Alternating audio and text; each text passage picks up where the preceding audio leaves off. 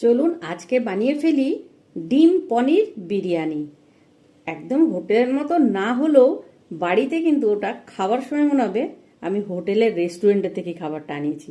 Just ফাটাফাটি, কিন্তু খুব একদম সিম্পলভাবে বানিয়েছি, ঘরোয়াভাবে, কিন্তু এত সুন্দর টেস্ট হয়েছে। আমি তো টেস্ট করে দেখলাম। তো চলুন ভিডিওটা বানিয়ে নিই, কীভাবে বানাচ্ছি আপনাদেরকে দেখাই। চলুন। তো প্রথমেই কড়াইয়ের মধ্যে সাদা তেল দিয়ে আমি আগে আলুটাকে ভেজে নিলাম। আর পনিরটা না আমার আজকে একটু ভুল হয়ে গেছে। আমি অনলাইন থেকে পনিরটা নিয়েছিলাম, কিন্তু এত শক্ত আমি তো কাটতেই পারছিলাম না। পনিরটা আমি খেয়ে দেখলাম, কিন্তু টেস্ট খুব ভালো ছিল, কিন্তু জানি না কেন কাটতে পারছি না, এত শক্ত। তো যাই হোক, এখানে সেদ্ধ করা ডিমটা আমি প্রথমেই ভাজা করে নিলাম। ভেজে নিয়ে তারপর পনিরটা এখানে ভেজে নিলাম।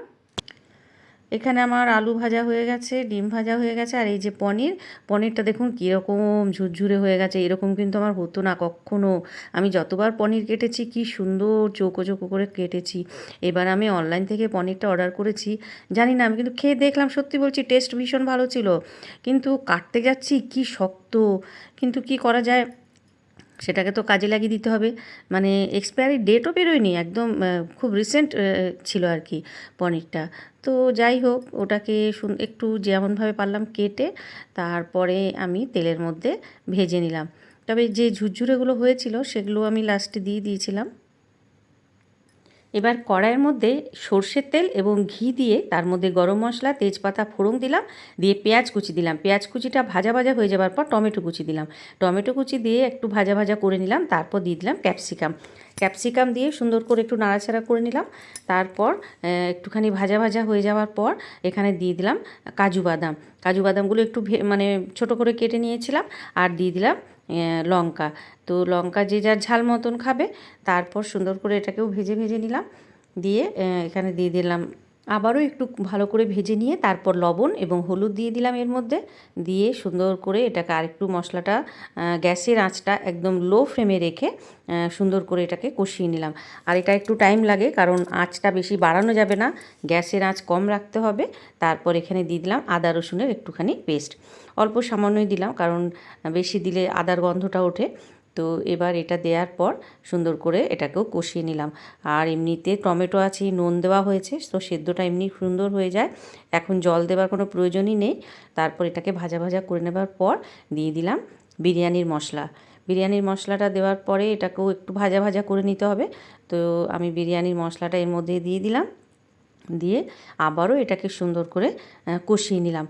তারপর এটা একটু নেড়ে চেড়ে যখন দেখলাম প্রায় এটা মাখা মাখা হয়ে গেছে, সুন্দর করে একটু মাখা মাখা করে নিলাম। দিয়ে তারপরে দিয়ে দিলাম ভেজে রাখা আলু, পনির এবং ডিম। এটাকে দিয়ে তারপর সুন্দর করে এটাকেও কষিয়ে নিলাম মশলার সাথে। তো খেয়াল রাখতে হবে যেন আঁচটা কম থাকে, নালে কিন্তু পুড়ে যাওয়ার সম্ভাবনা থাকবে। দিয়ে এটাকে দিয়ে একটুখানি দিয়ে দিলাম নারকেলের ডাস্ট আমার বাড়িতে সবসময় থাকে। এরপর এটা সুন্দর করে মাখিয়ে নিলাম। আমি কিন্তু একটুও জল দিইনি, কারণ জল দিলে জিনিসটা খারাপ হয়ে যাবে। আর একটুখানি ভালো করে কষিয়ে নিলাম। আবারও কষিয়ে নেবার পর এবার দিয়ে দিলাম আমার যে সেদ্ধ করা যে ভাতটা ছিল, মানে বিরিয়ানির যে ভাত করে রেখেছিলাম, হাফ মানে সেদ্ধ করে রেখেছিলাম, কারণ এখানে কিছুক্ষণ হবে কড়াইয়ের মধ্যে, তাহলেই পুরো সেদ্ধ হয়ে যাবে। তো যেই চালটা আমি মানে দিয়ে দিলাম, ভাতটা আগেই আমি করে রেখে দিয়েছিলাম। আর দেরাদুন রাইসের চাল তো ভাত হতে বেশি টাইম লাগে না, একটুখানি ফুটিয়ে নিলেই 1 ফুট দিলেই ভাতটা হয়ে যায়। তো এটা দেবার পর আমি কিছুক্ষণ ঢাকা দিয়ে এটা রেখে দিয়েছিলাম। তারপরে আমি মানে ঢাকাটা খুলে দেখলাম, তো একটুখানি নেড়ে চেড়ে দিলাম ঢাকা দেবার আগে।